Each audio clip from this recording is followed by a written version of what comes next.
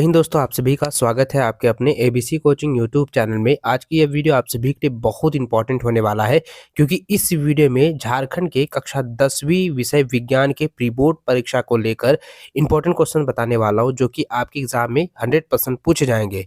इसको एग्जाम से पहले आप लोगों को रिविजन कर लेना है, हो सके इसको अच्छे से याद कर लीजिए। आपको 16 दिसंबर को ये सारे क्वेश्चन जो है देखने को मिलने वाला है, ठीक है। तो इसको आप लोग तैयार कर लेना। चलिए बच्चों, क्वेश्चन की ओर चलते हैं। तो सबसे पहला क्वेश्चन दिया गया है कि किसी बीम का अवतल दर्पण द्वारा बना प्रतिबिंब आभासी, सीधा तथा बीम से बड़ा पाया गया वस्तु की स्थिति कहाँ होनी चाहिए। दोस्तों ध्यान दीजिए, यहाँ पे जो है अवतल दर्पण द्वारा यहाँ पे बताया गया है। तो अवतल दर्पण द्वारा जो है किसी भी वस्तु की जो है जो प्रतिबिंब बनाई गई है वो आभासी है और सीधा है और वस्तु से जो है वो बड़ा पाया गया है। तो इसका जो आंसर हो जाएगा बच्चों, ये हो जाएगा कि दर्पण के ध्रुव तथा मुख्य फोकस के बीच जो है ये स्थित है वस्तु, ठीक है। तो ऑप्शन नंबर डी जिसका सही आंसर होगा। अगला सवाल जो कि काफ़ी इंपॉर्टेंट है और मैंने इसको बताया था कि बार बार ये क्वेश्चन जो है रिपीट किया जाता है और ये एग्जाम में 100% जो है लड़ता है, आने वाला है। तो देखिए यहाँ पे दूसरा नंबर सवाल दिया गया है कि वक्रता त्रिज्या r एवं फोकस दूरी f में संबंध है। तो इसका आंसर हो जाएगा r बराबर 2f, यानी कि जो है वक्रता त्रिज्या यानी r जो है वो फोकस दूरी की क्या होती है, दुगुनी होती है, ठीक है। अगर ये यहाँ पे जो है ऑप्शन थोड़ा सा चेंज कर दे कि f बराबर 1/r होता है या 2/r होता है, तो आपको यहाँ पे याद रखना है बच्चों कि f जो है, ठीक है, ध्यान दीजिएगा कि फोकस दूरी जो है वो फोकस दूरी क्या होती है कि जो ये त्रिज्या जो है, ठीक है, यानी r जो है वो क्या होती है, इसकी जो है यानी फोकस दूरी जो है वक्रता त्रिज्या की आधी होती है। तो इसको याद रखना है, ठीक है। इस फॉर्मूले के भी आप लोग पढ़ लीजिएगा। अगला सवाल तीसरा नंबर दिया गया है कि जब प्रकाश किरण जल से हवा में तिरछी प्रवेश करती है तो प्रकाश का किरण मुड़ती है। तो देखिए ये मैंने स्नेल के नियम में आप लोगों को बताया था कि यह जो है अभिलंब से दूर जाएगी, ठीक है। तो ऑप्शन जो है बी इसका सही आंसर होगा, ठीक है। चलिए अगला सवाल देखें, यहाँ पे दिया गया है कि अवतल लेंस में सदैव प्रतिबिंब बनता है। तो अवतल लेंस में जो है सदैव जो है प्रतिबिंब जो है उल्टा एवं छोटा बनता है, यानी कि वस्तु की अपेक्षा छोटा बनता है, ठीक है। अगला सवाल पांचवा नंबर है कि लेंस की क्षमता का एसआई मात्रक है। तो लेंस की क्षमता का एसआई मात्रक होता है डायप्टर। ऑप्शन नंबर डी इसका सही आंसर होगा। अगला सवाल है समतल दर्पण द्वारा प्रतिबिंब बनता है। तो समतल दर्पण द्वारा बना प्रतिबिंब जो है हमेशा दोस्तों आपको मैं बता दूं कि समतल दर्पण में जो है, अगर हम कोई भी यहाँ पे समतल दर्पण ले लें, जैसे हम किसी भी शीशे में अपना जो है चेहरा देखते हैं, जब हम कंघी उंगी करते हैं, जब अपना नहा धो के फ्रेश हो जाते हैं तब शीशा को देखते हैं, तो क्या होता है कि जितनी दूरी हम रहते हैं ना तो उतनी दूरी में उसका जो है प्रतिबिंब बन रहा है। तो यहाँ पे क्या होता है, वो काल्पनिक वास्तविक बन रहा है। तो यहाँ पे क्या है कि जितनी वस्तु की दूरी है उतनी ही रहेगी, ठीक है। इसलिए दोस्तों इसका आंसर क्या है, इनमें से कोई नहीं होगा। यहाँ पे ऑप्शन नंबर जो डी है यही आपका आंसर हो जाएगा, ठीक है। इसको अच्छे से याद रखेंगे। अगला सवाल है कि मानव नेत्र जिस भाग पर किसी वस्तु का प्रतिबिंब बनाते हैं वह है। तो वह क्या है, दृष्टिपटल है, ठीक है, यानी कि ऑप्शन डी इसका सही आंसर होगा। अगला सवाल है कि मानव नेत्र जिस भाग पर किसी वस्तु का प्रतिबिंब बनाते हैं वह है। तो देखिए यहाँ पे जो है क्वेश्चन थोड़ा सा घुमा कर दिया गया है। यहाँ पे सवाल यह होना चाहिए कि मानव नेत्र द्वारा जिस भाग पर प्रतिबिंब बनाता है तो प्रतिबिंब की जो है न्यूनतम दूरी क्या होनी चाहिए, मानव नेत्र की जो है न्यूनतम दूरी क्या होनी चाहिए। तो इसका आंसर हो जाएगा दोस्तों 25 सेंटीमीटर, ठीक है। तो लेकिन यहाँ पे घबराना नहीं है, क्वेश्चन जो है किसी प्रकार से रहे तो आपको यहाँ पे समझना है और उसको अच्छे से आपको भरना है, अच्छे से उसको जो है मिलान करना है, टिक लगाना है, ठीक है।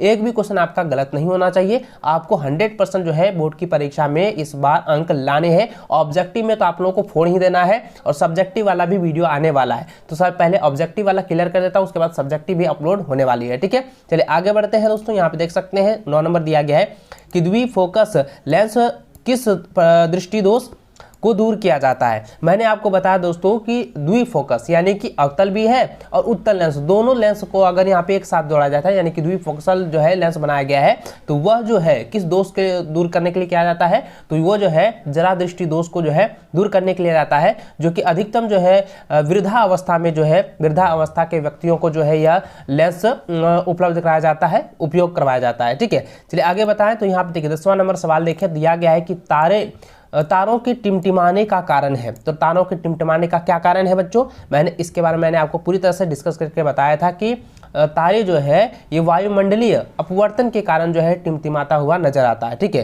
तो इसलिए ऑप्शन नंबर बी जो है इसका सही आंसर होगा।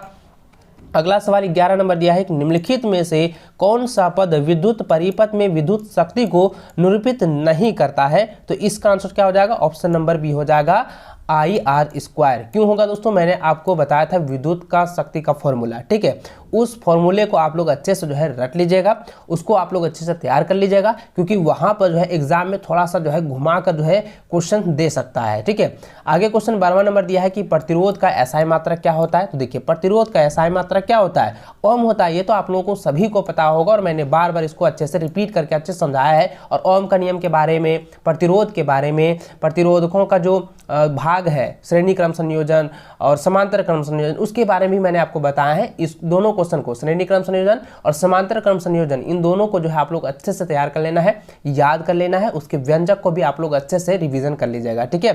चलिए आगे बढ़ते हैं। देखिए 13 नंबर सवाल दिया गया है कि विद्युत चुंबकीय प्रेरण की परिघटना। तो अब यहाँ पे ये बताना है कि विद्युत चुंबकीय प्रेरण की परिघटना जो है वो किस प्रकार आधारित है और किस पर काम करती है। तो दोस्तों मैं आपको बता दूं कि यह जो है कुंडली तथा चुंबक के बीच अपेक्षित गति के कारण कुंडली में प्रेरित विद्युत धारा उत्पन्न करता है। इसलिए ऑप्शन नंबर सी जो है इसका सही आंसर होगा, ठीक है। चलिए आगे बढ़ते हैं। 14 नंबर दिया है कि गर्म जल प्राप्त करने के लिए सौर जल तापक का उपयोग किस दिन नहीं कर सकते। तो इसका आंसर जाएगा बादलों के दिन। अगर दोस्तों आसमान में जो है बादल छा जाते हैं, तो क्या सौर से हम कोई भी चीज कर सकते हैं? नहीं कर सकते हैं। उसका जो तापक है वो तो काफी निम्न हो जाएगा ना। तो क्या होगा, इसलिए इसका आंसर क्या हो जाएगा, ऑप्शन नंबर बी होगा। क्योंकि यहाँ पे सवाल ही कुछ इस तरह से है कि गर्म जल प्राप्त करने के लिए, ठीक है, यानी कि अधिक ताप प्राप्त करने के लिए जो है उपयोग नहीं हो सकता है। तो यहाँ पे क्या हो जाएगा, बादलों का घिर जाना या बादलों वाले दिन जो है हम गर्म ताप को जो है सौर ऊर्जा से हम उपयोग नहीं कर सकते हैं, ठीक है। तो ऑप्शन बी इसका सही आंसर होगा। अगला सवाल 15 नंबर दिया है कि रासायनिक अभिक्रिया में भाग लेने वाले पदार्थ को क्या कहते हैं। उसको हम लोग अभिकारक कहते हैं। तो ऑप्शन ए इसका सही आंसर होगा।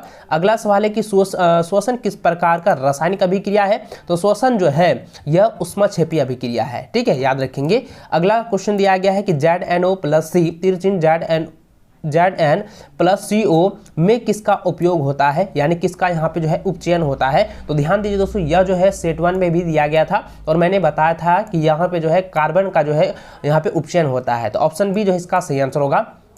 अगला सवाल 18 नंबर दिया है कि सिल्वर क्लोराइड है, ठीक है। यहाँ जरा ध्यान दीजिएगा, सिल्वर क्लोराइड का रंग होता है। तो सिल्वर क्लोराइड का जो रंग होता है वो सफेद होता है, व्हाइट होता है, ठीक है। तो ऑप्शन ए इसका सही आंसर होगा। अगला सवाल दिया गया 18 नंबर, निम्न में से कौन सा कथन सही नहीं है।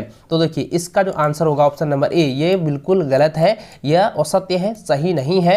यानी कि NaOH जो है लाल लिटमस पत्र को नीला कर देता है। तो ऑप्शन ए जो है इसका गलत आंसर होगा, ये जो है पूरी तरह से गलत है, ठीक है। चलिए आगे बढ़ते हैं। 19 नंबर हो चुका है, तो अब यहाँ पे बढ़ते हैं 20 नंबर। तो 20वां नंबर क्वेश्चन दिया गया है, निम्न में से किस पदार्थ का pH का मान 7 से अधिक होता है। तो इसका आंसर जाएगा ऑप्शन नंबर ए, रक्त यानी कि ब्लड का। अगला क्वेश्चन है कि अधातु के ऑक्साइड की प्रकृति होती है। तो इसका आंसर क्या होगा बच्चों, मैंने आपको पहले भी जो है बताया हुआ, इसको आप लोग अच्छे से देखेंगे, मैंने चैप्टर वाइज आप लोगों को जो बताया था।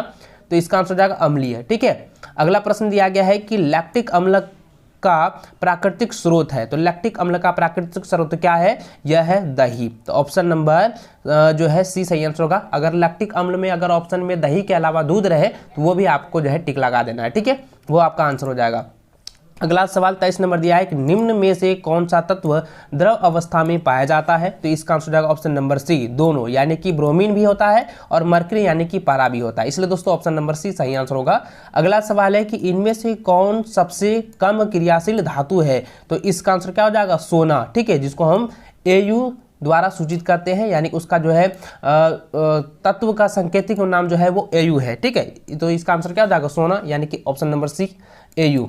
अगला सवाल दिया है कि एक्वा रेजिया में पाया जाता है। एक्वा रेजिया में क्या पाया जाता है। तो एक्वा रेजिया में जो है वो सांद्र HCl भी पाया जाता है और सांद्र HNO3 भी पाया जाता है। इसलिए इसका आंसर हो जाएगा ऑप्शन नंबर सी, दोनों। अगला सवाल है कि बुटनान चतुर कार्बन यौगिक है, तो किसका प्रक्रियात्मक समूह है। तो इसका आंसर हो जाएगा कीटोन का, ऑप्शन सी। अगला सवाल है कि निम्न में से किस तत्व के बाहरी कक्ष में एक इलेक्ट्रॉन उपस्थित होते हैं। तो इसका आंसर हो जाएगा सोडियम के, ऑप्शन ए इसका सही आंसर होगा। अगला सवाल है कि स्वपोषी पोषण के लिए आवश्यक होता है। तो स्वपोषी पोषण के लिए जो है वो CO2 तथा H2O भी आवश्यक है, क्लोरोफिल का होना आवश्यक है, सूर्य की प्रकाश का भी आवश्यक है, इसलिए इसका आंसर हो जाएगा ऑप्शन नंबर डी यानी उपयुक्त सभी। अगला सवाल है 29 नंबर दिया है कि वृक्क के रचनात्मक एवं क्रियात्मक इकाई क्या है। ध्यान दीजिए, काफ़ी वीवीआई सवाल है और ये बार बार एग्जाम में पूछा जाता है कि वृक्क की रचनात्मक एवं क्रियात्मक इकाई को क्या कहते हैं, वह क्या है। तो इसका आंसर क्या हो जाएगा, इसका आंसर हो जाएगा नेफ्रॉन। ठीक है, ऑप्शन नंबर ए इसका सही आंसर होगा। अगला सवाल है कि मानव के हृदय में कितने कक्ष होते हैं या कितने कोष्ठक होते हैं। कक्ष भी पूछा जा सकता है या कोष्ठक भी पूछा जा सकता है, तो आपको हमेशा याद रखना है मानव हृदय में जो है 2 आलिंद होते हैं, 2 निलय होते हैं, यानी टोटल हो गया 4। तो ऑप्शन नंबर डी इसका सही आंसर होगा। ठीक है, अगला सवाल दिया है कि निम्नलिखित में से कौन सा पादप हार्मोन है। तो इसका आंसर जाएगा साइटोकाइनेन, ऑप्शन डी इसका सही आंसर होगा। अगला सवाल है कि शरीर का प्रमुख समन्वय केंद्र है। तो इसका आंसर जाएगा ऑप्शन नंबर ए मस्तिष्क। अगला प्रश्न है अलैंगिक जनन मुकुलन द्वारा होता है, तो यह जो है यीस्ट में होता है। तो ऑप्शन बी इसका सही आंसर होगा। अगला सवाल 34 नंबर है कि परिपक्व हो जाने पर अंडाशय विकसित हो जाता है, यह जो है पूरी तरह से फल में विकसित हो जाता है। तो ऑप्शन डी इसका सही आंसर होगा। अगला प्रश्न है कि समजात अंग का उदाहरण है। तो समजात अंग का जो उदाहरण है वो हो जाएगा हमारा हाथ तथा कुत्ते की अग्रपाद, हमारा दांत तथा हाथी का दांत, आलू एवं घास अपृत भूस्तरी। तो इस सभी का जो आंसर होगा बच्चों ध्यान दीजिएगा, यहाँ पे जो है सभी जो है जितने भी ऑप्शन दिए गए ना सभी समजात अंग के उदाहरण में है, तो इसलिए दोस्तों इसका आंसर हो जाएगा उपयुक्त सभी। ऑप्शन डी इसका जो है राइट आंसर होगा।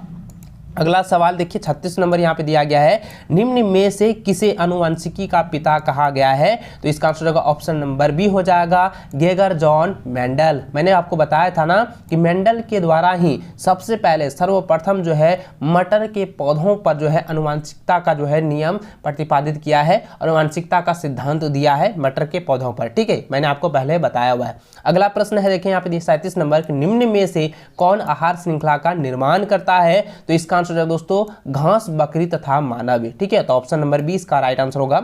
अगला सवाल 38 नंबर है कि निम्नलिखित में से कौन उत्पादक है।